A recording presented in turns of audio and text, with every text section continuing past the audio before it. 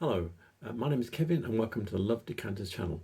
So this week I went to the Village Antiques Market at Weedon in Northamptonshire, and yeah, there was so much stuff. I've had to edit like crazy, chop bits out that I really want to keep, but it is how it is. So yeah, this video is still going to be long. I'm sorry. Yeah, there was lots of nice furniture this weekend. I did go back the next day and buy something with my wife, and when it's delivered I might make a film of it. But yeah, there was lots of nice things, and there's a lesson there as well in that when I arrived and I started filming, near the entrance there were some people there, so I didn't look too hard around where the reception was. But when I was leaving there was nobody there, and then I noticed, oh, there's all this glass on the shelves, I'll just take some films, and I ended up buying something. Yeah, that's a lesson, isn't it? Just go when you're ready to go. Don't, oh, look at that. So anyway, I did buy something. You'll see it at the end of the film, because it was literally the last thing I almost saw. I went, oh, what's this? So yeah.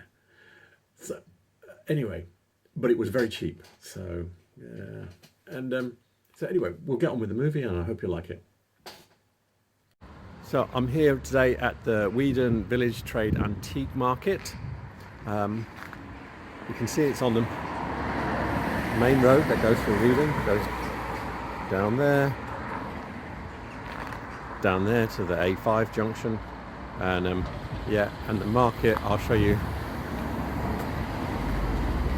Or actually, it's called Village Antiques Market up here, so I'll check that, or the village. But anyway, this is what it's like inside. Yeah, I'm going to try and not get run over, but you can see it's a substantial building, and it's 3 floors because there's a basement as well. So this is what it's like, and just inside the entrance, as I said, there's 3 floors, and you can see it goes an awful long way. Just come in the entrance here. Just notice a few little interesting things here. I don't recognise this. It's very fine, but it looks very 50s. Look at the lid, little red plastic lid. This is Victorian. I think this is Sowerby. What's he got? Just glass dish. I think that's Victorian. Said Sowerby. Might be early 20th century though. That's a Victorian jug. Post 1870s, but yeah, that's quite nice. It's in good nick, not been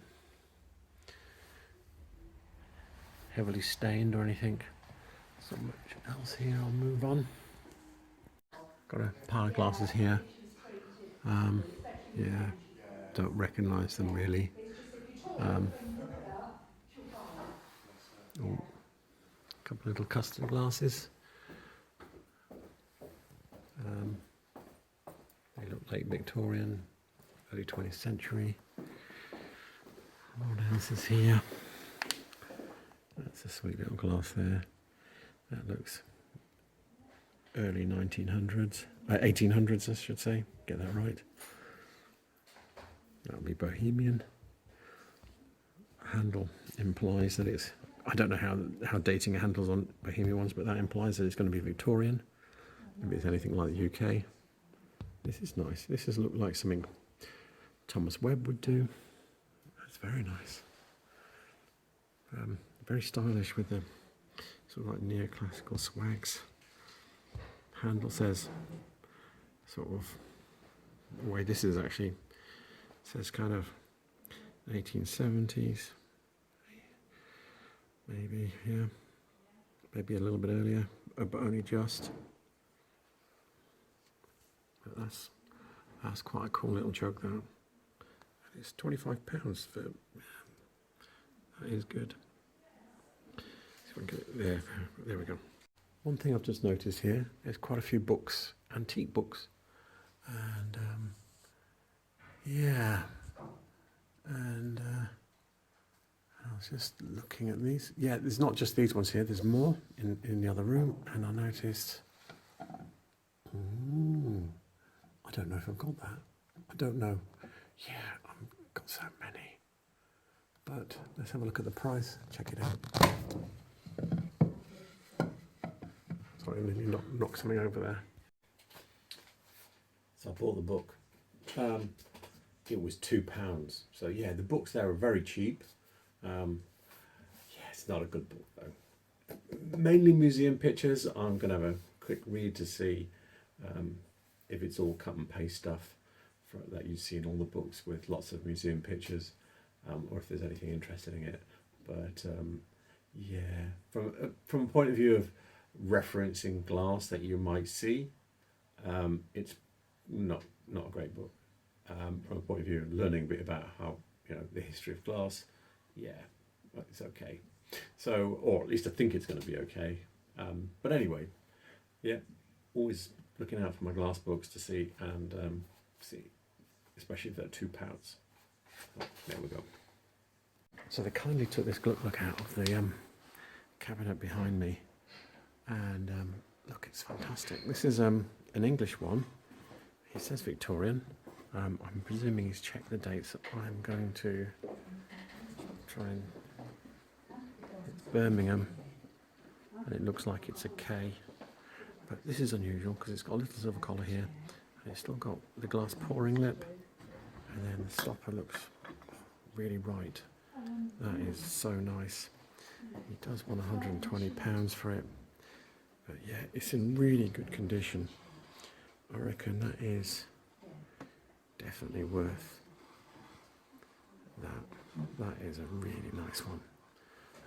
Better than the ones I've got, a few. And this is superb, this one. I'm looking in Jackson's Silver Marks, big book. And yeah, so this is the year. It's not Victorian. It's 1909 to 1910. So yeah, this is the Birmingham marks, which look like, as you saw, little anchor, crown. Yeah, I did try to, only the first letter of the hallmark was legible. It's a G. And I thought, yeah, I'll have a quick look at the G's from Birmingham. There's loads and loads. And my life's not long enough to try and work that out. Because I was even thinking, oh, it's a distinctive shape. But yeah, there's quite a load that are that distinctive shape too. So yeah, I'm giving up on that. The book I'm looking at here is Crystal Address by Weedon Hallen. And yeah, so Christopher Dresser was a Victorian industrial designer. I think he was actually the first industrial designer ever. And yeah, so looks are normally a continental. It is a continental thing, but he brought it to the UK. This is from 1871. This design, and you can see how he's drawn it with the collar. Mine has a collar more like that. I'm not going to drag it off the shelf though. But yeah, you can see this design here. If you compare that with like the Home Guard ones, which are rounder and softer, the bases are just slightly different proportions, but the one that we were just looking at is just like this one here. So yeah, it's interesting that this design goes back in the UK, goes back to 1871, and they were making these right up to World War II. I don't think they made them beyond that. So yeah, it's not uncommon to see English ones. You will see plenty of continental ones, especially I think Magna made them in Norway, Home Guard from Denmark, and there'll be others, but they were made in the UK, and they tend to, the ones that I just mentioned, the more common ones that you see are all post-war, and these are pre-war ones. Oh, yeah, I'm seeing these now. Sorry, I've been looking out for Pyrex. I think these are Pyrex. Oh no, there's nothing written in them. In fact, there's nothing written on the bottom. So these are looky-likeys, like the Pyrex ones. So these are probably from the 70s. And retro glass holder, £2. So they still look cool, even if they're not Pyrex. And I presume, I'm hoping they would take hot water, because to give the appearance that they would, And you don't want your glasses exploding on you, but the colours and the look of them are very 70s. So I'm looking in Miller's 20th Century Glass by Andy McConnell, and I just found out a very interesting snippet here. So this is what I thought we were looking at when I first went down there, and this is what we were actually looking at. This is exactly the same. So what it says here, 1970 Pyrex drink cups, which is these, and then an Arco-Rock copyright, British design, blah, blah, blah, blah. Copies of the Pyrex design in tough and soda glass were produced by the French glassmaker Crystal Catalogues under the brand name Arco-Rock. So that's what those little glasses are, and yeah, nice colours as well. Yeah, it's crystal dark, but who cares? They're so retro. They're cool, and it looks like they will take hot water as well, so you can have your cup of tea in it. Here's a nice quality decanter. I think this is a Thomas Webb one. I doubt it's marked. I think it's too early for that. £8. Let's see if I can see a mark on it. No, it's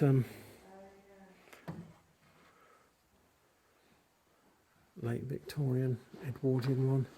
There's some more decanters down here. They're good ones as well. This one here will probably be 1840s, something like that. The stopper looks right as well. How much have they got on that? £10. Yeah, no, this is bad. This is a good one as well. This looks early 20th century. It's got a bit of bloom in the bottom, but yeah, that's a nice quality thing as well. With these rings cut into it, and it's £10. And this is a better quality one here. This one looks mid-Victorian, and it's £10 as well. But look at the work just on the stopper. That is a nice decanter. And yeah, on the body, look at the body down here. Okay, I was in this section last time, and she had quite a bit of glass. Looks like there's a bit of turnover as well, which is always good for me, because there'll be new things. Oh, and I've obviously I found it at last. Medina Seahorse. There's got to be a Medina Seahorse.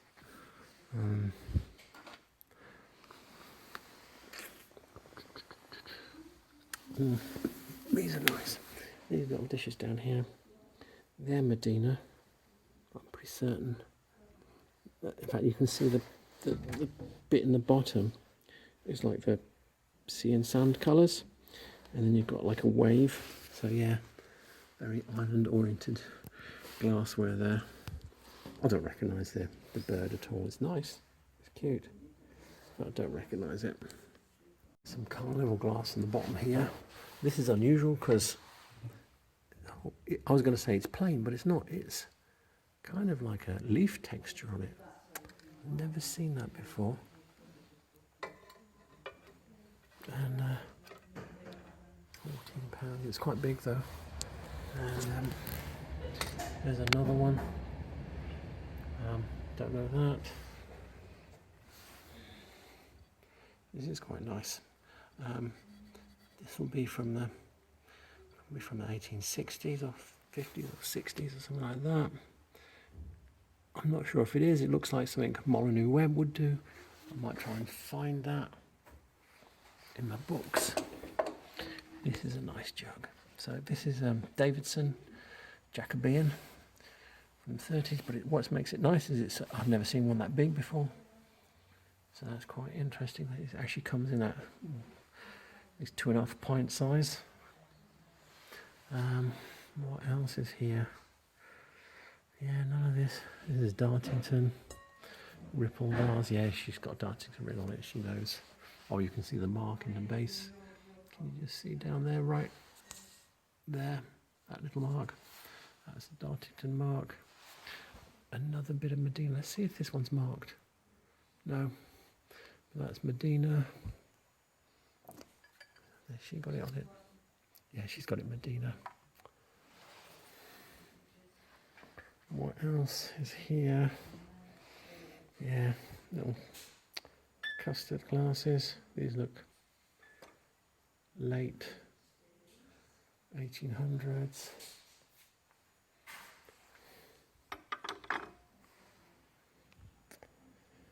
I might try and find these. These look like they're Stozzle. There's a whole set here.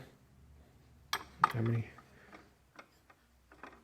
Yeah, 6 dishes and a big plate. And so it's like dessert. So you'd have your trifle or something in here and then hand that out to your family.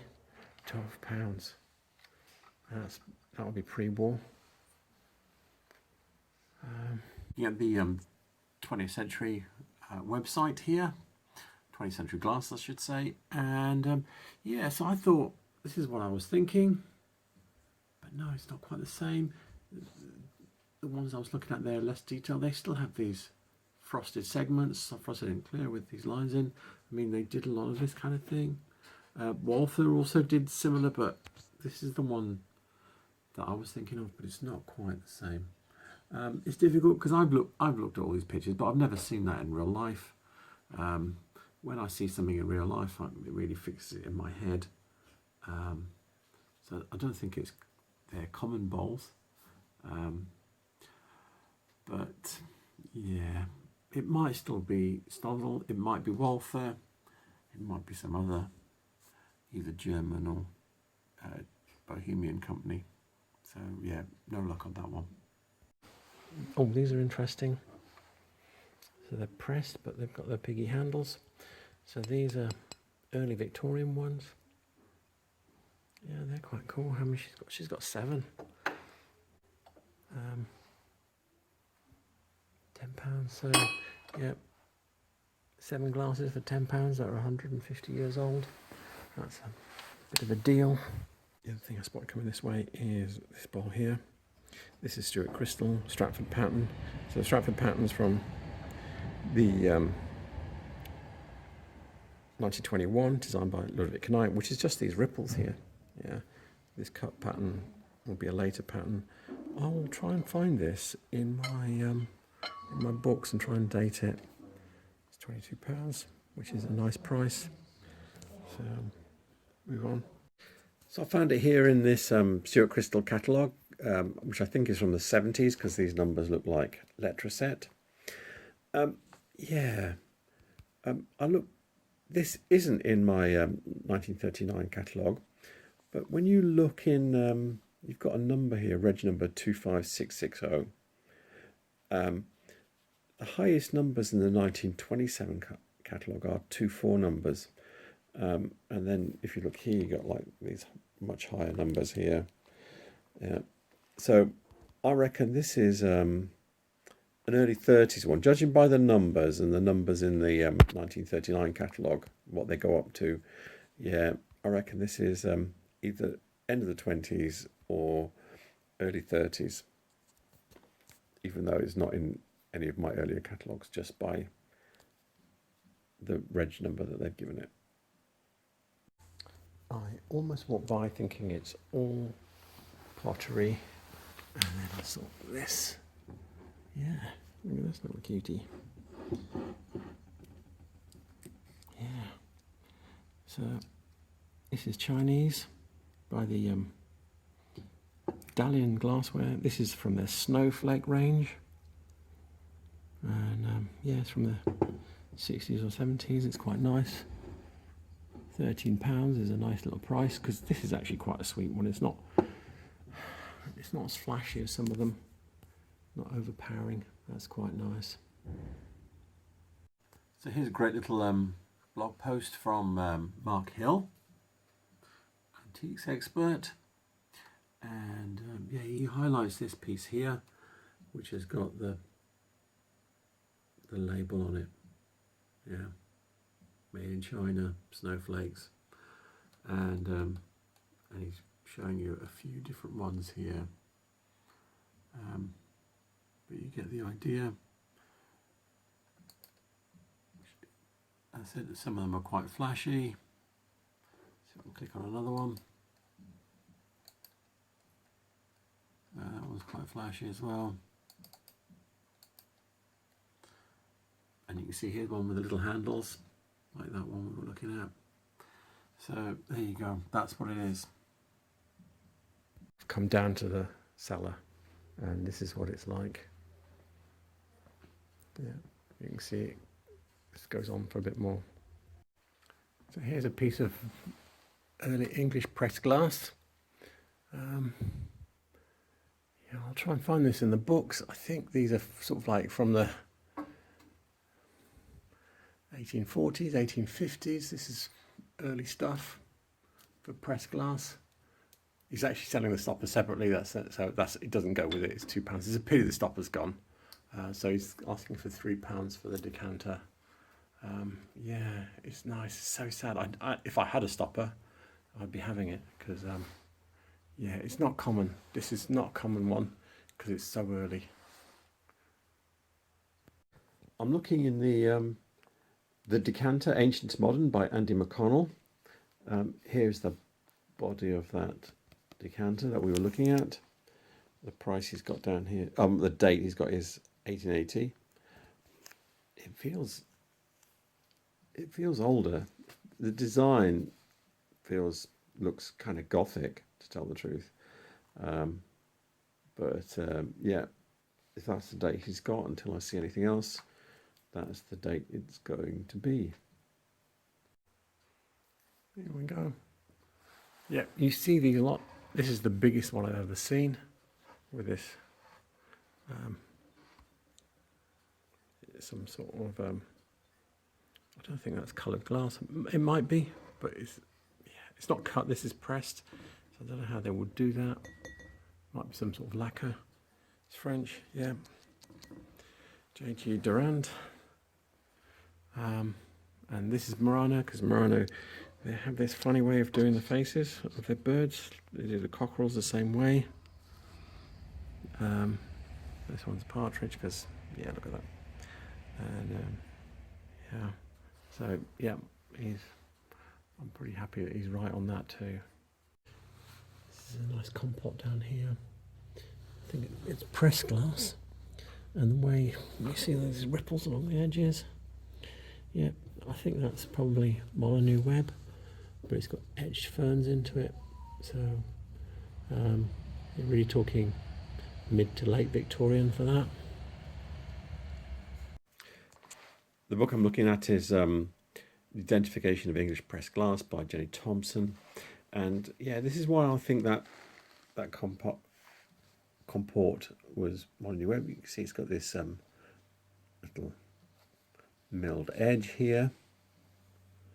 Yeah, like that. And then the foot has got a milled edge as well, just like the compot we were looking at. And then also it's got this trumpet shaped foot. So you've got two features here, the trumpet foot, which other people did, and the milled edge, which other people did. But this is the company that did them together. So that's why I think it's this one. It might not be, but yeah, anyway, that's what I think. So I'm back at the back of the ground floor, and they had some cool glass here before, and he's back. He's got some cool glass here, art glass. I know very little about, like this. That's cased. I suspect this is Chinese, but it doesn't make it bad. It's nice. A lot of work in there. You can see it's white on the inside, and then these colours, and then it's been pulled, and then it's got. I think it's got. Yep, it has got a layer of clear glass on top of that. So there's work in that. A bit less work in this, but yeah, I don't know. Oh yeah, it's cased as well. Can you see the clear glass on top? So it looks like it's got a white, and then these blobbies put out, stretched and dipped into clear glass. What is this monster here? Look at this. Look at this. Look, it's green. I've never seen anything like this. Oh, I don't want to mess with it. It's got a pontal mark. Yeah, this is a monumental piece.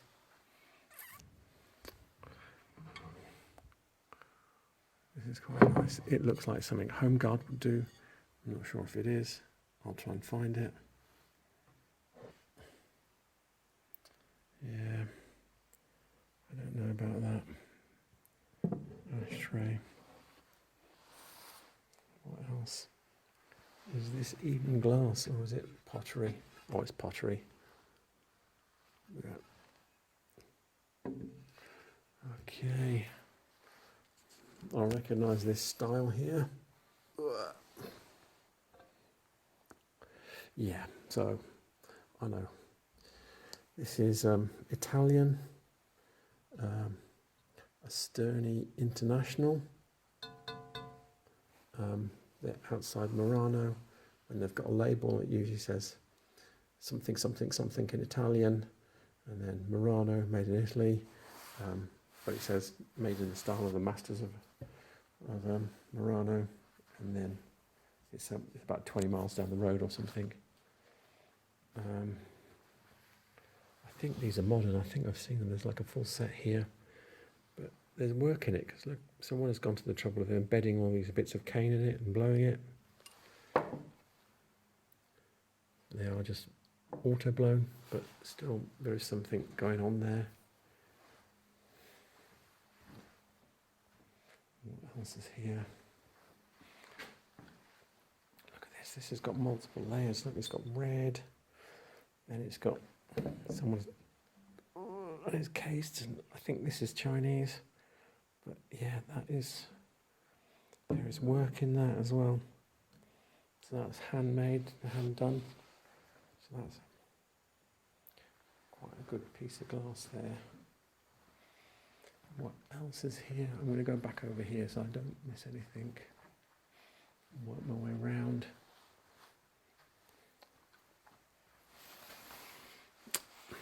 This is Krosno Josephina. Conch. Yeah, it is. Yeah. That's quite nice though. It's big. Not normally that big. Yeah, put my hand next to it. Look at that. Yeah, it's huge.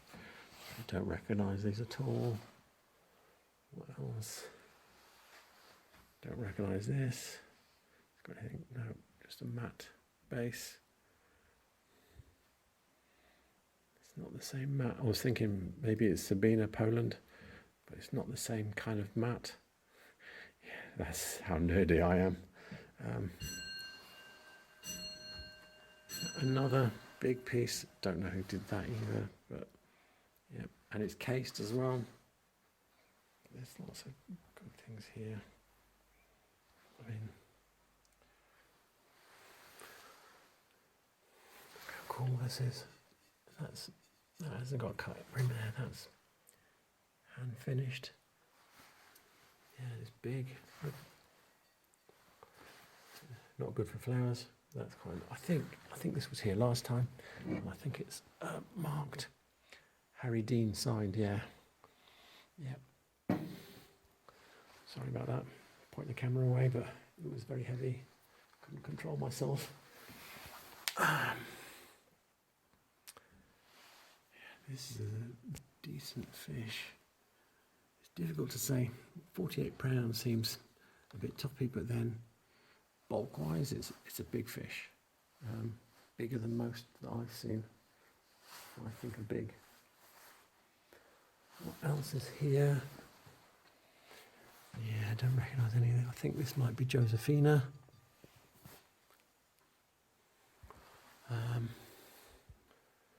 Yeah, I don't know any of these. Oh, this is interesting. This is a Ravenhead flare vase, I think. Oh, yeah, there you go. Ravenhead cactus candle holder, cactus.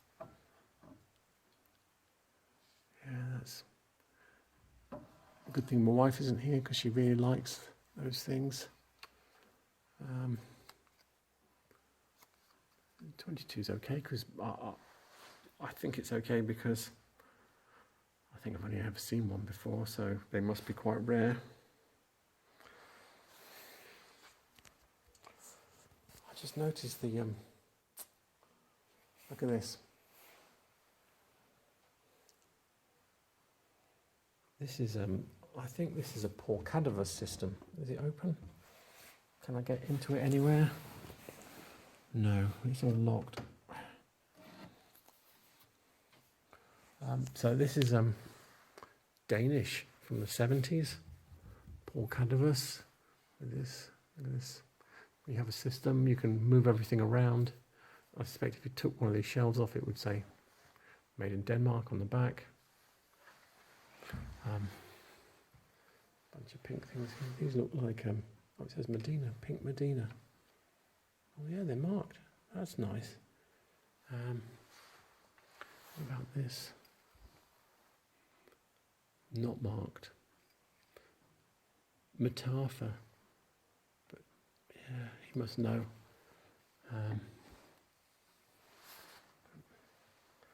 What else is here? Swan. This looks like it. Yeah, I don't know. I think this is Romanian.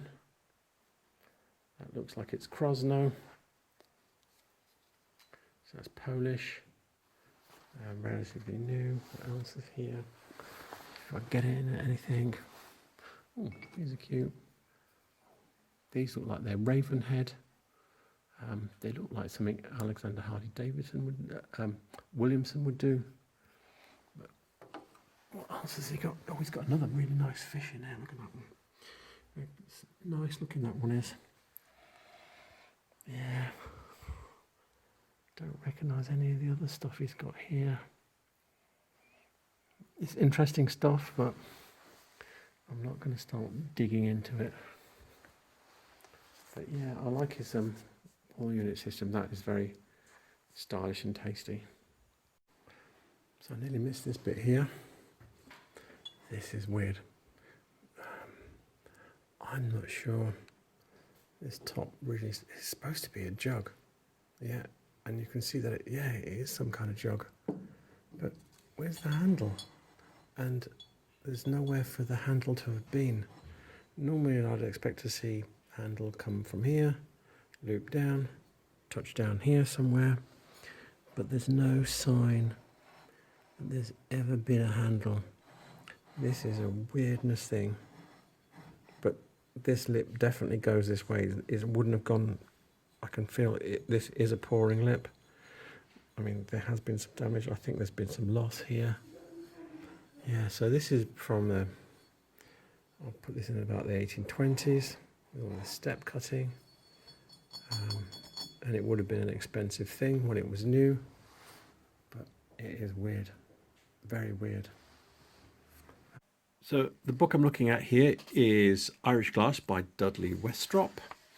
I think this is the 1970 revised edition from, I think the book was really originally from the 1920s. But anyway, yeah, look at this pattern here. This is the one that's like the decanter with the funny pouring lip. Yeah, and it tells you here, Waterford Glassworks, about 1830, this pattern book page is from. So, yeah, I think it is Waterford. It's very hard for me not to buy it. It did have some damage. Stopper though, yeah, I have a lot of stoppers. It's a bit of a risky one. I don't know. I'm thinking, do I go back and buy it? Do I not? Yeah, thinking on it. We were looking at some glasses upstairs, and I said they weren't. Yeah, so these ones are real, early 18th century ones.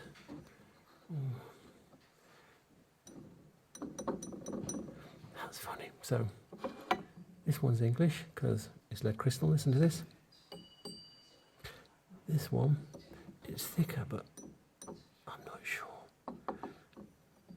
It might be because it's so thick. I might have a play with that. This looks like it's supposed to be Dartington. I don't know if it is. I can have a look. It's got numbers underneath saying it's a limited edition and a mark. But yeah, I don't know. I will try and find that. There's a bunch of these Victorian sherry glasses. Yeah, there's all sorts of things here. I don't know any of this. I don't know this either. It's quite interesting. Looks early. The colour looks early. Yeah, I'm looking very carefully. I can't see any marks in it. So, yeah, I don't know. Looks very Victorian. So the book I'm looking at here is The Identification of English Pressed Glass by Jenny Thompson. And yeah, and here is that pot we were looking at. It's got registration number 800. What is that? No, get this right. 80,013. And Edward Moore and Co is the name of the manufacturer. And the date here is 1887. So I looked further back in the book, and it says this registration number is for the shape and pattern. So obviously all of these things, so it must be this basic shape here. So if you ever see this basic shape here, yeah, 1887 is when that design was registered. This is Davidson Jacobean pattern. £5, that's okay. Little pin dishes here. I've got a mark on it. This one's got a mark on it. Let's have a look.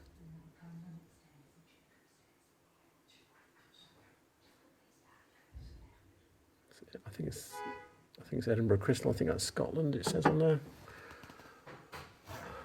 This is Davidson Chippendale. Don't know this. This looks like it would be Stuart. Is it marked? Yeah. It's marked just there. This is Stuart Crystal. Looks kind of like a pre-war one. £4. It's had heavy usage though. Don't know if it'll clean up at all. Might do. I'm looking in the Stuart Crystal trade catalogue for 1939, and here is that little vase. Patent number 25898. So yeah, it is a pre-war one. The base kind of gave it away from me. Yeah, there's a few of them. So yeah, they might have carried on making these after the war, but design-wise, it's pre-war. How about this?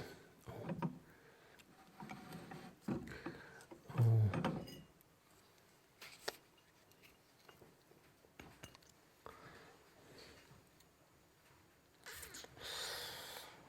I'm looking at this very carefully.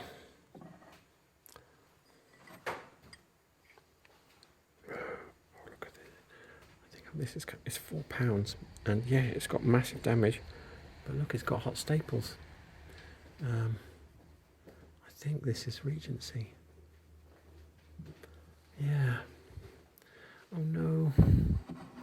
Looks like I'm buying some broken glass. But rare broken glass, so yeah, I think that's coming home with me. I shouldn't have looked. I was going. So before you think there's a weird continuity area that I've got a different shirt on, I'm not going to finish this video tonight, and I usually do the beginning and end at the end of the filming. So yeah, but I did want to show you this. So I did buy this, and it has cool hot staple repair. Obviously the whole, you can see is here. If I take the lid off, the lid's in very good condition. I don't think there's any chips. No. The lid's good. And yeah, it's if I show the inside, you can see the crack runs from there right through there. Now, if this was just glued together, I would have probably just walked away.